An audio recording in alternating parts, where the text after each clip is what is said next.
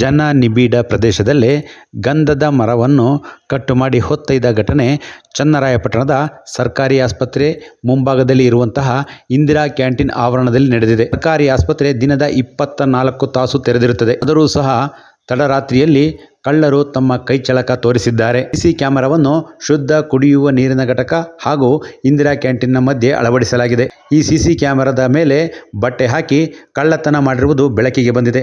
ಅರಣ್ಯ ಇಲಾಖೆ ಕಣ್ಣು ಮುಚ್ಚಿ ಕೂತಿದೆ. ಅರಣ್ಯ ಇಲಾಖೆ ಶ್ರೀಗಂಧ ಮರ ಹಾಗೂ ಇತರ ಗಂಧದ ಮತ್ತು ಬೆಲೆ ಬಾಳುವ ಮರಗಳಿರುವ ಜಾಗವನ್ನು ಪತ್ತೆ ಹಚ್ಚಿ ಈ ರೀತಿ ಕಳ್ಳತನ ಮಾಡಿದವರ ಪತ್ತೆ ಹಚ್ಚಿ ಕ್ರಮ ಕೈಗೊಳ್ಳಬೇಕು ಎಂದು ಚನ್ನರಾಯಪಟ್ಟಣದ ಸಾರ್ವಜನಿಕರು ಆಗ್ರಹಿಸಿದ್ದಾರೆ.